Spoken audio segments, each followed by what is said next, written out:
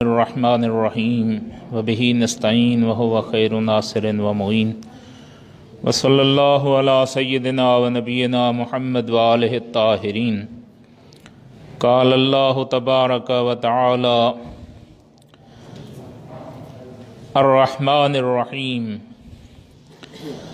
سورہ فاتحۃ الکتاب کی دوسری آیت بلکہ تیسری آیت میں خداوند متعال اپنی دو صفات کا ذکر فرما رہا ہے، جس میں دو وہی صفات ہیں کہ جن کو بسم اللہ کے اندر بھی ذکر فرمایا تھا۔ تو قابل توجہ بات یہ ہے کہ یہ اتنی باعظمت صفات ہیں کہ ایک آیت کے فاصلے کے ساتھ خداوند متعال خود اپنے آپ کو دوبارہ رحمان و رحیم سے یاد فرما رہا ہے۔ تو اس کا مطلب یہ ہے کہ یہ اتنی باعظمت صفات ہیں کہ خدا چاہتا ہے کہ میرے بندگان، میرے مخلوق اس صفت سے مجھے بار بار یاد کرتے رہیں۔ لہٰذا وہ رب ہے تو ساتھ ساتھ رحمان اور رحیم بھی ہے۔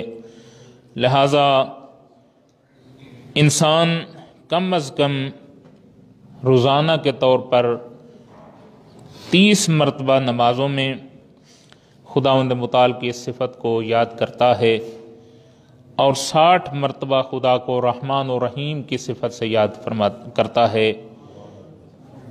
یعنی اتنی ضرورت ہے اس چیز کی، اتنی انسانی فلاح و بہبود کے لیے یہ دو صفات کا تکرار ضروری ہے کہ خدا نے کم از کم روزانہ جو ہے 60 مرتبہ ہمارے لیے لازمی قرار دیا کہ ہم ان دو صفات سے خدا کو یاد کریں۔ دوسری بات یہ ہے کہ یہ انسانوں کے لیے درس ہے کہ خدا کی ان صفات سے اپنے آپ کو متخلق کرے، اپنے آپ کو ان میں ڈھالے، اور جو صفات خداوند متعال کی ہیں وہ اپنے اندر لاگو اور رائج کرے، اور اپنے ماتحتوں کے ساتھ وہی روش اپنائے، وہی سلوک کرے جو خدا سے وہ خود چاہتا ہے۔ خدا کی صفات سے متصف ہونی چاہیے۔ گزشتہ زمانے میں جو مالک اور غلام کا ایک تصور تھا، آقا اور غلام کا، وہ ایک عجیب بہت ہی بھیانک قسم کا تھا، اور اگر اسلام نہ آتا تو شاید اس سے کوئی مقابلہ بھی نہ کر سکتا۔ اسلام نے اس روش کو ختم بھی نہیں کیا، اور اس کو آہستہ آہستہ تدریجاً ختم کرنے کی کوشش کی۔ مثلا کسی نے ایک روزہ نہیں رکھا تو ایک غلام آزاد کرے، کسی نے کوئی قسم توڑی ہے تو غلام آزاد کرے، فلاں مسئلہ ہے غلام آزاد کرے، فلاں مسئلہ ہے، یہ کفارے کے طور پر۔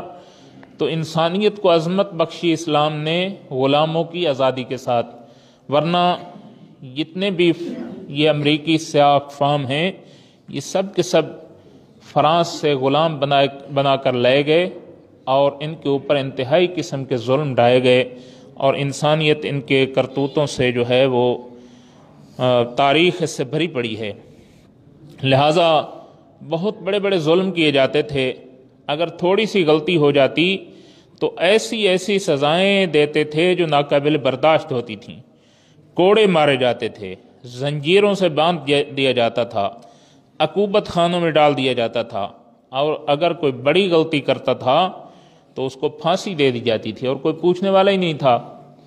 یہ آج کل جو نوکر چاکر ہوتے ہیں یہ ان غلاموں جیسے نہیں ہیں۔ وہ جو غلام ہوتے تھے وہ انسان کی ملکیت ہوتے تھے، جیسے گائے، بھینس، کوئی اور چیز جیسے بکری وغیرہ انسان کے تصرف میں ہے، جب چاہے اس کو بیچ دے، چاہے اس کو ذبح کر دے، جو کچھ اس میں تصرف کرے۔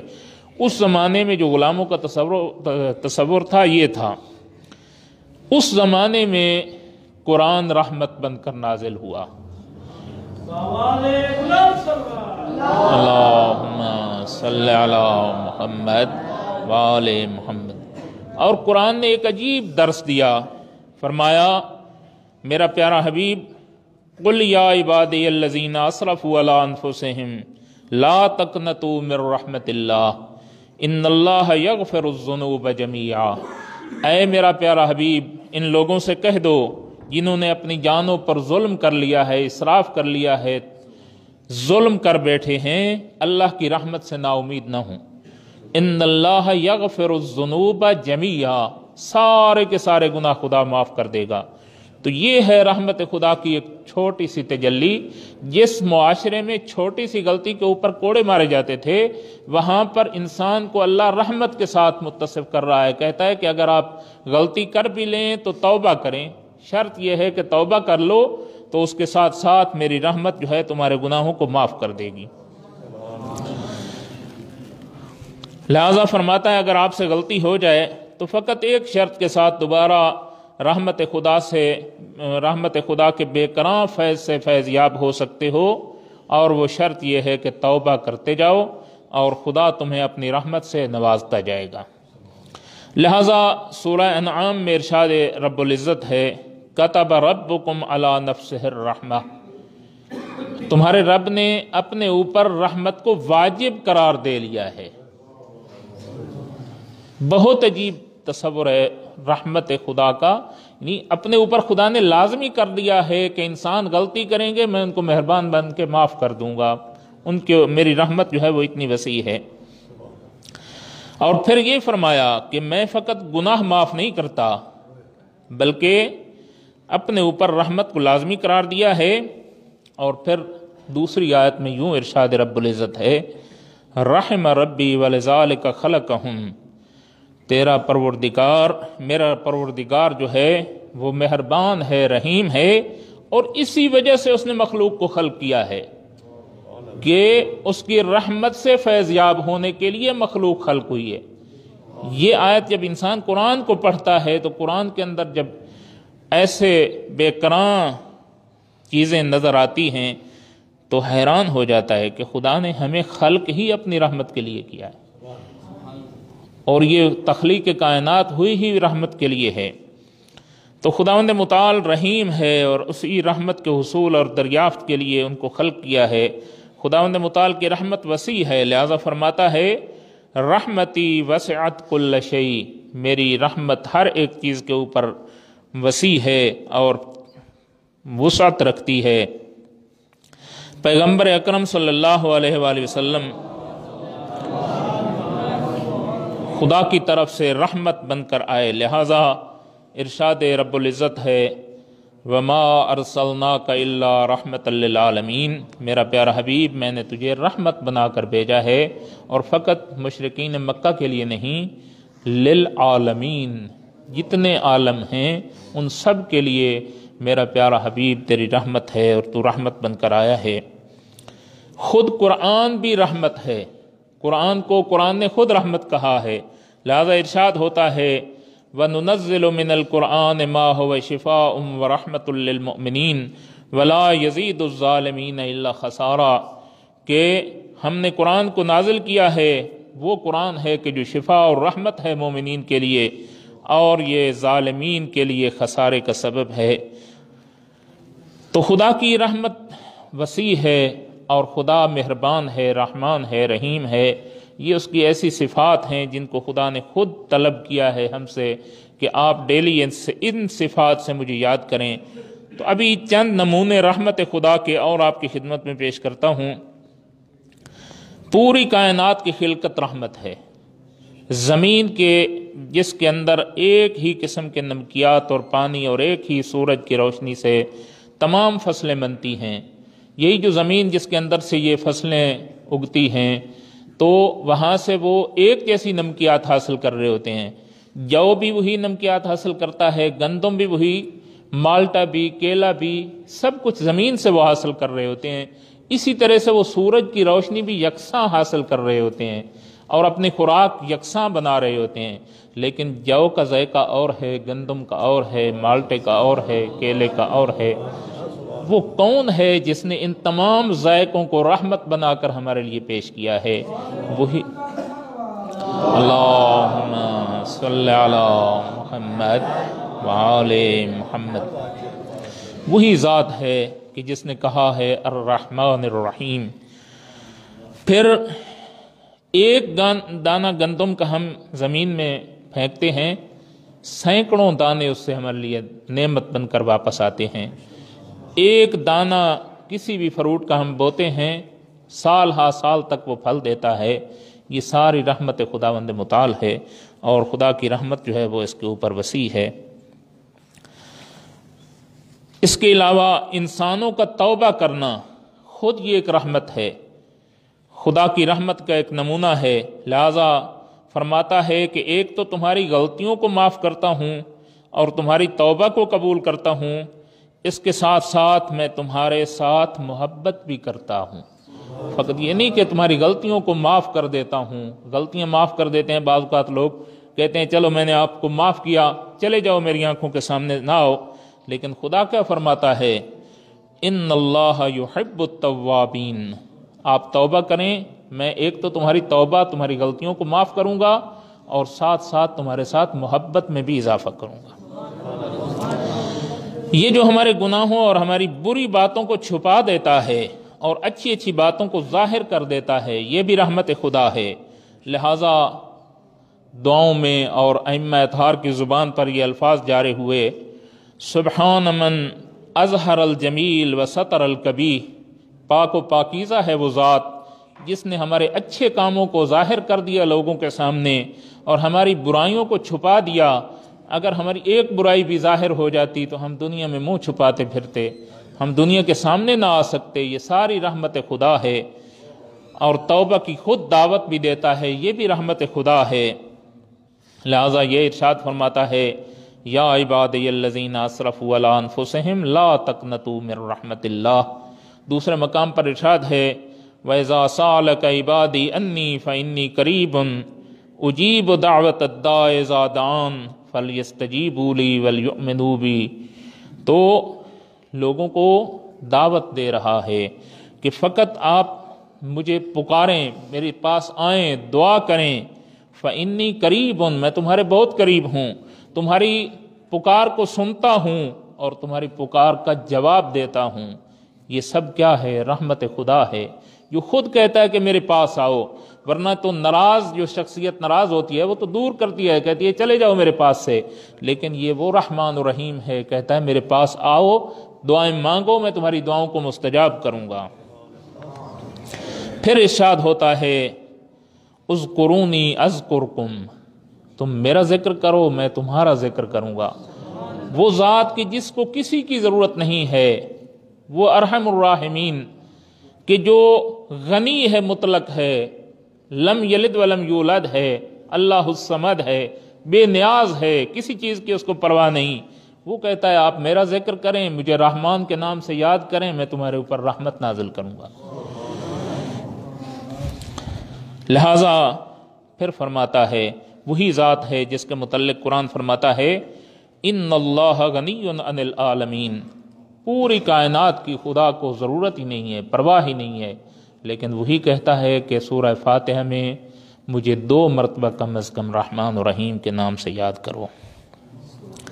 ایک اور نمونہ جو خداوند متعال کی رحمت کا ہے وہ یہ ہے، ہمیں جو ثواب عطا فرماتا ہے تو 10 برابر ثواب عطا فرماتا ہے، لیکن ہماری غلطیوں اور گناہوں کے اوپر فقط 1 گناہ لکھا جاتا ہے، اس میں اضافہ نہیں کرتا۔ یہ رحمت خدا کا بہترین مظہر اور نمونہ ہے۔ ایک اور نمونہ جو خدا کی رحمت کا ہے وہ یہ ہے، ہماری برائیوں کو نیکیوں میں تبدیل کر دیتا ہے۔ اسی لیے تو سید الشہداء علیہ السلام کی زیارت پر جب انسان جاتا ہے تو ہر قدم اٹھانے کے اوپر ایک حج مقبولہ اور ہر قدم رکھنے کے اوپر عمرہ مقبولہ کا ثواب ملتا ہے۔ تو یہ رحمت خدا ہے جو معرفت حسین کو روشن کرنا چاہتی ہے، لوگوں کے دلوں میں عظمت امام حسین کو روشن کرنا چاہتی ہے کہ آپ آئیں اس راستے کے اوپر جو آل محمد کا راستہ ہے، اور پھر میری رحمت کے بے کران فیض سے فیضیاب ہو جائیں۔ اسی طرح سے خدا کی رحمت کا ایک اور نمونہ، یہ تو ہم چند نمونے آپ کے سامنے پیش کر رہے ہیں، ورنہ انسان سوچتا رہے قیامت تک اور انسان کے اوپر جو خدا کا فیض جاری ہے وہ ختم ہو ہی نہیں سکتا، اور اسی کے پیچھے انسان دیکھتا رہے کہ اس کی رحمتیں کس طرح سے ہمارے اوپر آ رہی ہیں۔ لہٰذا والدین کا اپنے بچوں سے محبت کرنا یہ بھی خدا کی رحمت ہے۔ کس نے ودیت کی ہے رحمت؟ ماں کو رات کی تاریکی میں اٹھتی ہے، بچے کو دودھ دیتی ہے، اس کو پیار کرتی ہے، یہ محبت کس نے ڈالی ہے؟ وہی الرحمن الرحیم ہے جس نے ماں کے دل میں یہ محبت ڈال دی ہے۔ اسی طرح سے ایک اور نمونہ جو ہے اولیاء اللہ، ائمہ ہدا، انبیاء علیہم الصلاۃ والسلام، یہ سب رحمت خدا ہیں، کتب آسمانی رحمت خدا ہیں، اور قرآن مجید رحمت خدا ہے۔ کیوں؟ اس لیے کہ اگر یہ الہی قوانین ہمارے پاس موجود نہ ہوتے تو ہم قوانین بشری کے پیچھے جاتے، اور قوانین بشری جو ہیں وہ کبھی لالچ کے پیچھے ہوتے ہیں، کبھی حسد کے پیچھے ہوتے ہیں، کبھی کسی کے اوپر بغض کی وجہ سے کوئی حکم لاگو کیا جاتا ہے اور قانون جاری کیا جاتا ہے، تو ہم مجبور ہوتے کہ انسانوں کے بنائے ہوئے قانون کے اوپر چلیں، جیسا کہ مادہ پرست جو ہیں بدھ مت یا یہ لوگ جو ہیں جو خدا کو نہیں مانتے، ان کے پاس کوئی قانون الہی موجود نہیں ہے، تو وہ مجبور ہیں انسانوں کے قوانین کے اوپر عمل کریں۔ تو وہ کتنا رحمان و رحیم ہے جس نے قانون بھی ہماری طرف بنا کر بھیجا ہے، تو اپنی طرف سے بنا کر بھیجا ہے۔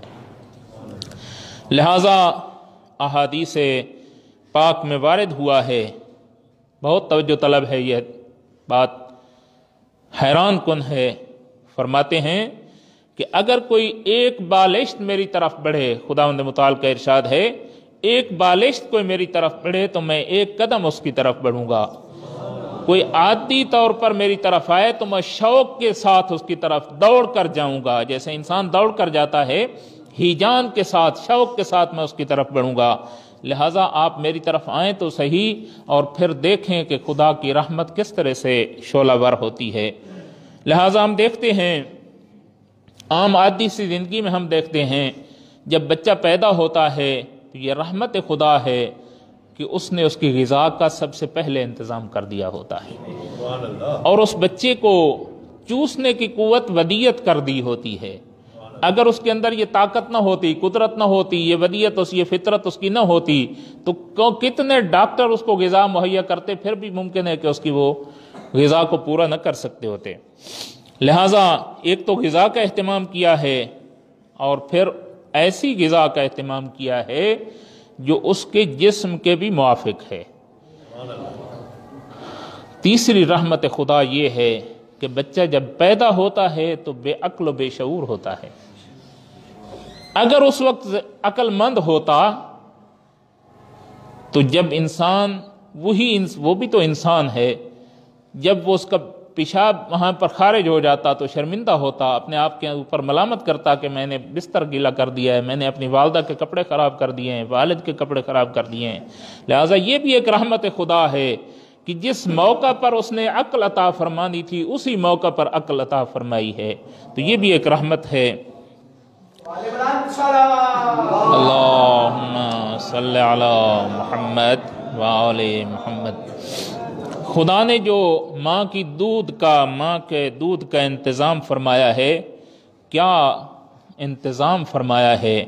نہ وہ ٹھنڈا ہوتا ہے نہ وہ گرم ہوتا ہے، یہ بچے کے مزاج کے موافق ہوتا ہے۔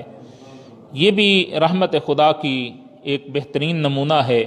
لہٰذا خدا مہربان ہے، ہمارا خود اس زمین کے اوپر وجود جو اس مخلوق کے لیے مناسب سمجھا گیا، سورج سے زمین کا مناسب فاصلہ ہونا تاکہ اس میں خود انسان زندگی گزار سکے، زمین کے گرد فضا کو ایسی حالت میں پیدا کرنا، ایسی ہواؤں کے ساتھ مزین کرنا کہ جو آسمان کی تباہ کاریوں کو زمین تک نہیں آنے دیتے، ورنہ وہاں سے شہاب ثاقب گرتے، کوئی ٹکڑے پتھر وغیرہ جو سورج سے نکلتے رہتے ہیں یا دوسرے سیاروں سے، وہ نکل کر زمین پر آتے اور زمین تباہ ہو جاتی۔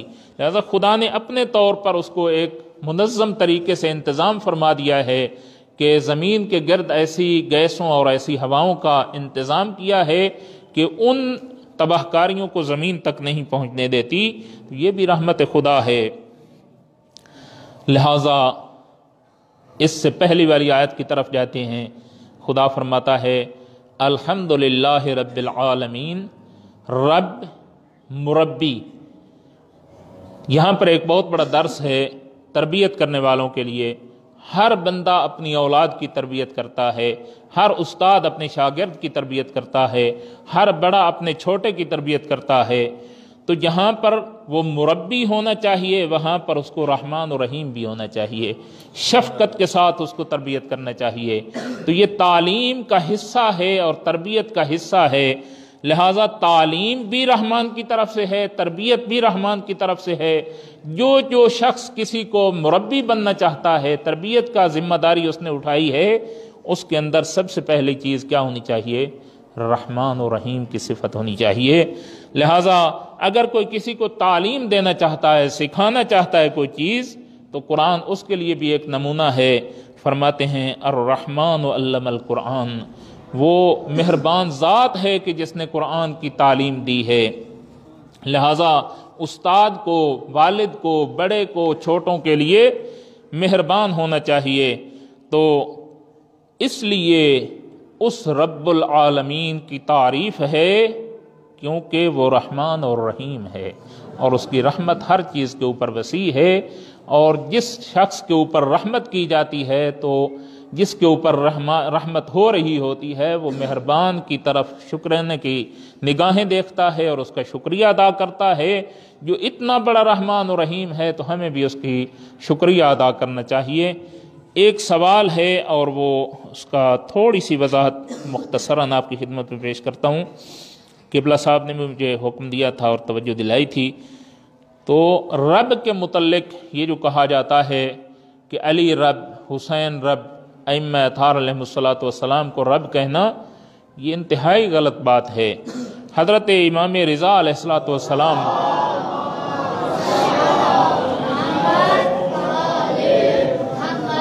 جب خراسان میں تشریف لائے تھے تو مختلف مذاہب کے لوگوں نے حضرت کے ساتھ مناظرے کیے تھے۔ ان میں سے عیسائی بھی حضرت کے ساتھ مناظرہ کرنے کے لیے آئے، اور اصل میں تو یہ سازش تھی مامون کی کہ بڑے بڑے علماء کو بلایا کہ کسی طرح سے کسی سوال کا جواب فرزند رسول کو نہ آئے اور پھر حضرت کی توہین ہو نعوذ باللہ۔ لیکن اس کو چونکہ معرفت نہیں تھی حضرت امام علیہ الصلوۃ والسلام کی کہ یہ کون شخصیت ہے جو الہی یونیورسٹی سے پڑھ کر آئے ہیں، ان کے سامنے سب بے بس ہیں۔ تو جب عیسائی آئے اور انہوں نے آ کر سوالات کیے تو امام رضا علیہ الصلوۃ والسلام نے ایک سوال کے جواب میں ان کو چپ کرا دی۔ حضرت نے فرمایا کہ آپ حضرت عیسیٰ کی بہت تعریفیں کرتے ہیں، لیکن مجھے حضرت عیسیٰ کے اوپر اشکال ہے۔ لوگوں نے کہا کیسے اشکال ہو سکتا ہے یا کیا اعتراض ہو سکتا ہے؟ فرمایا حضرت عیسیٰ تو نماز نہیں پڑھتے تھے۔ تو عیسائی تو حیران ہو گئے، نعوذ باللہ یہ کیسے ہو سکتا ہے؟ آپ فرزند رسول ہیں، آخری نبی کے بیٹے ہیں، یہ کیسے ہو سکتا ہے کہ ایک نبی کے اوپر آپ یہ بات کر رہے ہیں؟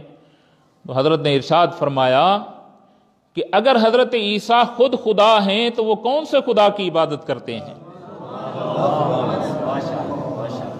تو اگر خدا نہیں ہیں تو حتماً وہ عبادت کرتے ہیں، تو ماننا پڑے گا آپ لوگوں کو کہ اگر وہ عبادت کرتے ہیں تو خدا کوئی اور ہے، حضرت عیسیٰ خدا نہیں ہیں۔ تو حضرت امام حسین علیہ الصلوۃ والسلام، حضرت امام علی علیہ الصلوۃ والسلام جو بارہا یہ ارشاد فرماتے ہوئے نظر آئیں، ما عبدتک حق عبادتک، وہ کیسے رب ہو سکتے ہیں؟ یہ ممکن ہی نہیں ہے کہ وہ عبادت بھی کر رہے ہوں اور خود رب بھی ہوں۔ اگر رب ہیں تو کس کی عبادت کر رہے ہیں؟ لہٰذا محمد و آل محمد علیہ الصلوۃ والسلام خدا کی بلند ترین مخلوق ہیں لیکن خدا نہیں ہیں۔ لہٰذا ارشاد فرمایا کہ ہمیں رب نہ کہو، باقی سب کچھ کہتے رہو، جو کچھ آپ کا جی چاہے کہو۔ ایک لطیفہ بھی ہے اور اس کے اندر تبلیغ بھی ہے۔ مرحوم مولانا عاشق حسین قیامت صاحب علی اللہ مقامہ بہت جید مبلغ بھی تھے، مدارس میں بھی پڑھے تھے، مصائب بھی اچھے پڑھتے تھے۔ تو کسی مقام پر وہ مجلس پڑھنے کے لیے گئے تو ان سے پہلے ایک ذاکر صاحب قصیدہ پڑھ رہے تھے جس کا مفہوم یہ تھا کہ خدا نے علی سے مشورہ کر کے یہ کائنات بنائی ہے۔ قیامت صاحب جو ہے نا مرحوم بہت غصے میں بیٹھے تھے، مدارس میں پڑھے تھے، علماء کی تربیت تھی، جو ہی سٹیج پر آئے بغیر خطبے کے، بغیر بسم اللہ کے وہ ابھی جا ہی رہا تھا، کہا کہ سریکی میں جڑے کائنات بنائی اسوں علی نال مشورہ کیتاس، جڑے علی نے بنایا تیری ماں نال مشورہ کیتاس۔ تو مولا علی جب مخلوق ہیں تو ان کا بھی کوئی رب ہے، کوئی ذات ہے جس نے ان کو خلق کیا ہے، تو وہی وحدہ لا شریک ہے جو رب الارباب ہے، وہی ہے جو فقط ایک رب ہے۔ آل محمد سب کچھ ہیں اور فقط رب نہیں ہیں، خدا نہیں ہیں۔ باقی پوری کائنات میں افضل ترین مخلوق محمد و آل محمد ہیں، اور ہمارا عقیدہ ہے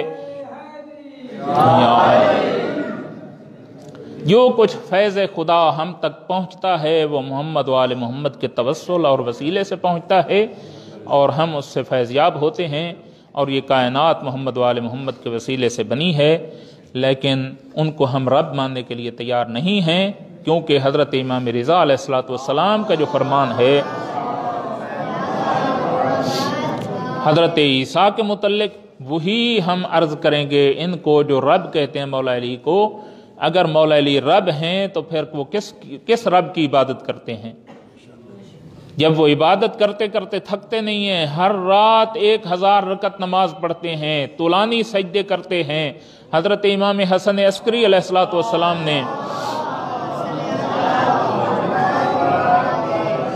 جو خط لکھا شیخ صدوق کے والد کو، اس میں یہ واضح طور پر سریعاً یہ الفاظ موجود ہیں، فرمایا کہ اپنے میرے شیعوں سے کہو طولانی سجدے کیا کریں، خداوند متعال کو طولانی سجدے محبوب ہیں، اور اللہ تعالیٰ کو طولانی سجدے پسند ہیں، تو خود جو شیعوں کو یہ حکم دے رہے ہیں تو خود بھی تو طولانی سجدے کیا کرتے تھے، تو وہ کس کے سامنے جھک کر اپنے رب کی تسبیح و تقدیس کیا کرتے تھے؟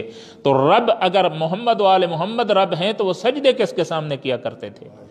لہٰذا آل محمد رب نہیں ہیں، مولا علی رب نہیں ہیں، رب وحدہ لا شریک ہے، اور وہی ہے کہ جس کے نام سے جس کو ہم اللہ کہتے ہیں وہی رب ہے، وہی رحمان ہے، وہی رحیم ہے۔ وصلی اللہ علی سیدنا محمد و آلہ الطاہرین۔